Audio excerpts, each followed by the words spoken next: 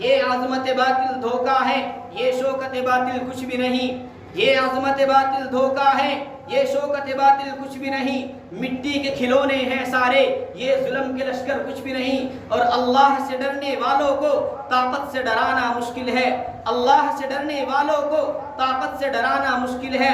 جب خوف خدا ہو دل میں تو یہ قیصر و کسریٰ کچھ بھی نہیں۔ اور اسلام اگر دستور نہیں، اسلام اگر دستور نہیں، قرآن اگر منشور نہیں، پھر افسوس ہے اس آزادی پر، یہ ملک و ملت کچھ بھی نہیں۔ قرآن کریم حق اور باطل کی کسوٹی ہے۔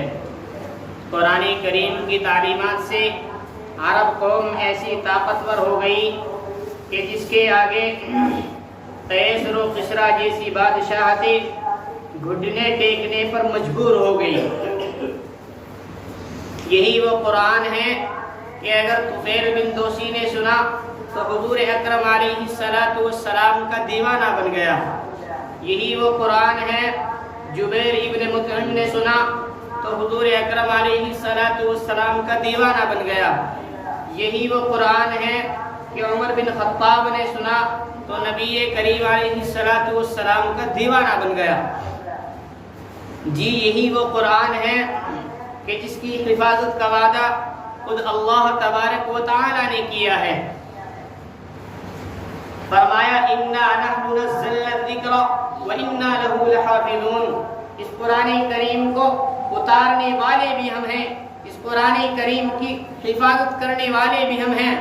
جب ہندوستان کے اندر انگریز آیا اور انگریز آتے آتے دہلی کے اندر پہنچ گیا، اس وقت شاہ ولی اللہ محدث دہلوی کے بیٹے دہلی کے اندر بچوں کو قرآن کریم کا درس دے رہے تھے۔ انگریز آتا ہے اور آنے کے بعد میں قرآن کریم کے نسخے بچوں کے سامنے سے اٹھا کر کے وہ آگ میں ڈال دیتا ہے۔ اس وقت شاہ ولی اللہ محدث دہلوی دعا کرتے ہیں کہ اللہ تو نے قرآن کریم کے اندر فرمایا اِنَّا نَحْنُ نَزَّلْنَا الذِّكْرَ وَإِنَّا لَهُ لَحَافِظُونَ، کہ اس قرآن کریم کو اتارنے والے بھی ہم، اس قرآن کریم کی حفاظت کرنے والے بھی ہم۔ اللہ آج میں تجھ سے دعا مانگ رہا ہوں، اللہ آج میں تجھ سے یہ کہہ رہا ہوں کہ اس قرآن کریم کی تو حفاظت آج مجھے میری نظروں کے سامنے کر کے دکھا دے۔ یہ دعا کرنے کے بعد میں ایک معصوم سے بچے کو کھڑا کرتے ہیں اور اس سے کہتے ہیں کہ قرآن کریم پڑھنا شروع کر۔ وہ بچہ الحمد سے لے کر والناس تک پورا قرآن کریم مکمل سنا دیتا ہے۔ اس وقت انگریز دیکھتا ہے اور بالآخر اس کو پریشان ہو کر کتے کی طرح بھاگنا پڑتا ہے۔ فانوس بن کر جس کی حفاظت ہوا کرے، فانوس بن کر جس کی حفاظت ہوا کرے، وہ شمع کیا بجھے جسے روشن خدا کرے۔ دوستو اللہ تبارک و تعالی نے قرآن مقدس کے شروع ہی میں فرمایا الف لام میم ذالک الکتاب، یہ وہ کتاب ہے جس میں تمہیں شک کرنا تو دور کی بات ہے، اس میں شک کرنے کی گنجائش بھی نہیں ہے۔ میرے بھائیوں، قرآن کریم ہمارے پاس ایک عظیم امانت ہے۔ قرآن کریم ہمارے پاس ایک عظیم امانت ہے۔ دوستو توجہ ادھر غور کیا کرو، کہا کیا جا رہا ہے، بتلایا کیا جا رہا ہے۔ میں نے کہا قرآن کریم ہمارے پاس ایک عظیم امانت ہے۔ لفظ ایک ہوتا ہے امانت، ایک ہوتا ہے عظیم امانت۔ میرے بھائیوں، میں نے کہا قرآن کریم مسلمانوں کے پاس، ہم سب کے پاس میں ایک عظیم امانت ہے۔ اللہ تبارک و تعالی نے فرمایا کہ جب اس عظیم امانت کو ہم نے آسمانوں پر پیش کیا تو آسمانوں نے اس کے وزن کو اٹھانے سے انکار کر دیا۔ جب اس عظیم امانت کو ہم نے زمینوں پر پیش کیا تو زمینوں نے اس کے وزن کو اٹھانے سے انکار کر دیا۔ پھر ہم نے اس عظیم امانت کو پہاڑوں پر پیش کیا، پہاڑوں نے اس قرآن کریم کے وزن کو اٹھانے سے انکار کر دیا۔ پھر انسان نے اس قرآن کریم کے وزن کو اٹھا لیا، اور آگے اللہ نے فرمایا کہ یہ آسمان، یہ زمین، یہ پہاڑ اس قرآن کریم کے وزن کو اٹھاتی بھی کیسے؟ ہم نے دنیا کو بنانے کا مطلب، ہمارا دنیا کو بنانے کا، دنیا کو سجانے کا، کائنات کو بنانے کا مقصد محمد الرسول اللہ کو بھیجنا تھا اور محمد الرسول اللہ پر اس قرآن کریم کو اتارنا تھا۔ دوستو مفسرین نے یہاں ایک نقطہ لکھا ہے وَيُعَلِّمُهُمُ الْكِتَابَ وَالْحِکْمَةَ، کہ کتاب سے مراد کیا ہے؟ किताब से मुराद क्या है? फिर उसकी तफसीर करते हुए आगे फरमाया ला रतबा वला याबिसा, कि कोई खुशकुतर ऐसा नहीं है जो कुरान करीम के अंदर बयान न किया गया हो। आज का मेरा नौजवान दोस्तों, कुरान करीम के अंदर तमाम के तमाम उलूम मौजूद हैं। इधर मेरी जानिब तवज्जो। आज बुरा न मानना, आज मेरा नौजवान न जाने कहां कहां इल्म तलाश करता फिरता है। कभी वो कॉलेजों के चक्कर काट रहा है, कभी वो यूनिवर्सिटियों के चक्कर काट रहा है, कभी स्कूलों के चारों तरफ घूमता फिरता है, कभी वो इंटरनेट के जरिए से इल्म हासिल करना चाहता है, कभी वो कंप्यूटर के जरिए से इल्म हासिल करना चाहता है, कभी वो साइंस के जरिए से इल्म हासिल करना चाहता है, कभी वो नाविलों के जरिए से इल्म हासिल करना चाहता है। अल्लाह तबारक व तआला ने 1400 साल पहले इल्म के समंदर को कोसे में बंद करके, पियाले में बंद करके कुरान करीम की शक्ल में हमारे हाथों में दे दिया है, जिसको आज हम कुरान करीम कहते हैं। दोस्तों, अगर तुम्हें इल्म सीखना है तो इधर उधर जाने की जरूरत नहीं है। आओ कुरान से रहनुमाई लेते हैं, आओ कुरान से पूछते हैं, कुरान तू हमारे लिए लेकर के क्या आया है। कुरान करीम हर मोड़ पर हमारी रहनुमाई करता हुआ नजर आएगा। अगर हमें इल्म तारीख सीखना हो तो कुरान से सीखो। कुरान सिखाता है लक़द काना फी क़ससिहिम इबरतुन लिउलिल अलबाब। अगर हमें इल्म मीरास सीखना हो तो मेरे भाइयों इधर उधर जाने की जरूरत नहीं, कुरान सिखाएगा।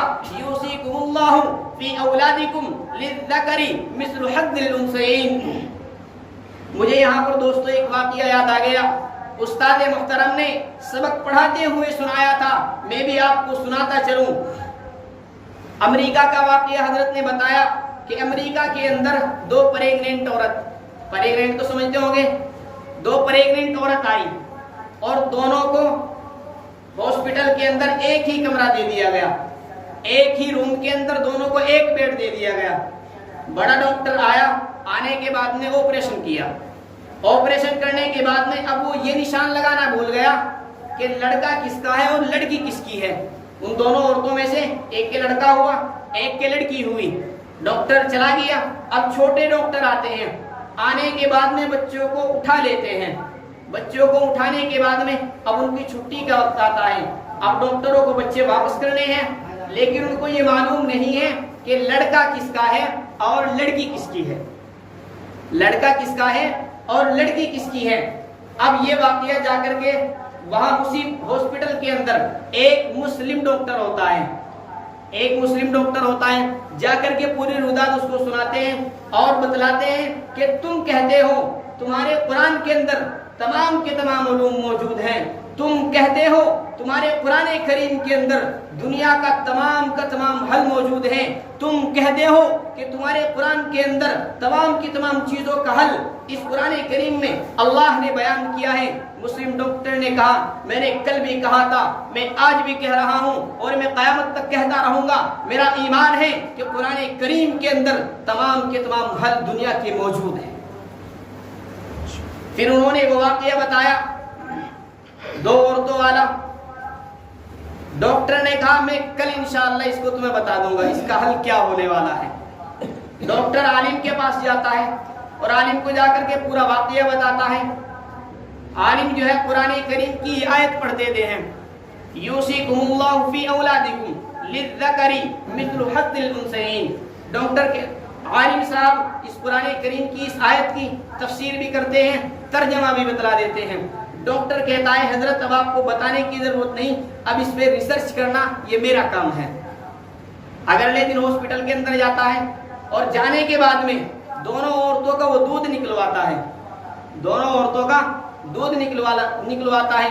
और हॉस्पिटल के अंदर गैर मुस्लिम ही गैर मुस्लिम हैं, डॉक्टर भी हैं, आवाम भी हैं, पूरा मजमा इकट्ठा हो रहा है और वो ये कह रहे हैं, शोर मचा रखा है कि आज मुसलमान जो डॉक्टर है वो फैसला करेगा, आज वो अपने कुरान करीम से दुनिया की इस मुश्किलात को आसान करेगा। डॉक्टर आने के बाद में दोनों का दूध निकलवाया, दोनों के दूध को चेक कराया। कुरान करीम ने बताया लड़के के शरीयत के अंदर लड़के के 2 हिस्से और लड़की का 1 हिस्सा हुआ करता है।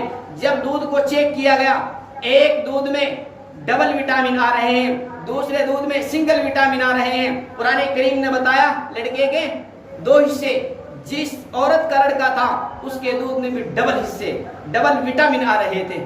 یہ ہمیں آسانیاں کہاں سے ملی؟ یہ ہماری دنیا کی مشکلات کا حل کس نے کیا؟ قرآن کریم نے کیا۔ میں عرض کر رہا تھا کہ اگر ہمیں علم میراث سیکھنا ہو تو قرآن سے سیکھو، قرآن سکھاتا ہے۔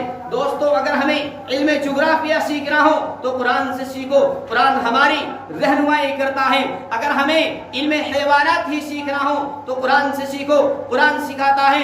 افلا ينظرون الى الابل کیف خلقت۔ ارے میرے دوستوں، میرے بھائیوں، میرے نوجوانوں، اگر تمہیں دنیا ہی کمانی ہے، اگر تمہیں دنیا ہی کمانی ہے تو کیمیا گری قرآن کریم سے سیکھو، قرآن سکھاتا ہے۔ وَإِنَّ لَكُمْ فِي الْأَنْعَامِ لَعِبْرَةً۔ تمام کے تمام علوم اس قرآن کریم کے اندر موجود ہیں۔ قاضی ابو بکر محمد بن عبداللہ لکھتے ہیں کہ قرآن کریم کے اندر 70,000 علوم موجود ہیں۔ کتنے بھائی؟ قرآن کریم کے اندر 70,000 علوم موجود ہیں۔ اور میرا دعویٰ ہے، میری یہ بات لکھ کر کے لے جائیے، میری یہ بات نوٹ کیجئے، میرا دعویٰ ہے، میرا چیلنج ہے، میں یہاں مسجد کے اندر کہہ رہا ہوں، کمرے میں بیٹھ کر نہیں، کھلے عام کہہ رہا ہوں کہ قرآن کریم کے اندر تمام کے تمام علوم موجود ہیں۔ قرآن کریم کے اندر تمام کے تمام علوم موجود ہیں۔ میرے بھائیوں، جب قرآن کریم فصاحت اور بلاغت کے میدان میں آتا ہے، جب قرآن کریم کو کفار مکہ جھٹلا دیتے ہیں، جب قرآن کریم کی وہ تکذیب کرتے ہیں اور محمد الرسول اللہ کو وہ یہ کہتے ہیں کہ یہ اللہ کا کلام نہیں، یہ محمد کا کلام ہے، یہ اللہ کا کلام نہیں، محمد اس کو اپنی طرف سے بنا کر کے لاتا ہے، محمد اس کو اپنی طرف سے گھڑ کر کے لاتا ہے، اس وقت قرآن کریم نے چیلنج کیا، قرآن کریم نے چیلنج کیا۔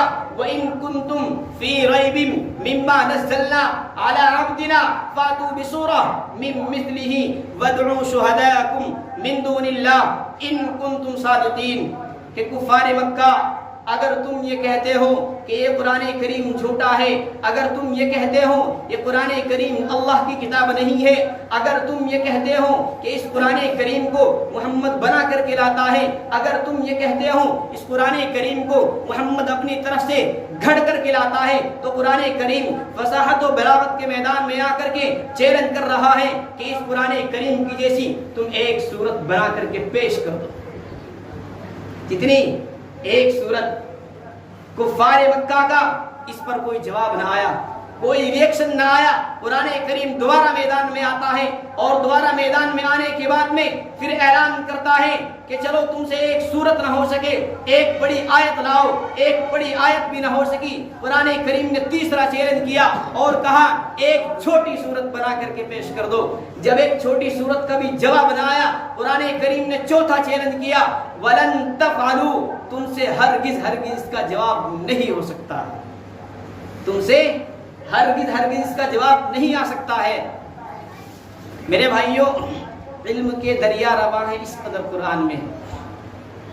شاعر کہتا ہے یہ عظمت باطل دھوکا ہے، یہ شوکت باطل کچھ بھی نہیں، یہ عظمت باطل دھوکا ہے، یہ شوکت باطل کچھ بھی نہیں، مٹی کے کھلونے ہیں سارے، یہ ظلم کے لشکر کچھ بھی نہیں۔ اور اللہ سے ڈرنے والوں کو طاقت سے ڈرانا مشکل ہے، اللہ سے ڈرنے والوں کو طاقت سے ڈرانا مشکل ہے۔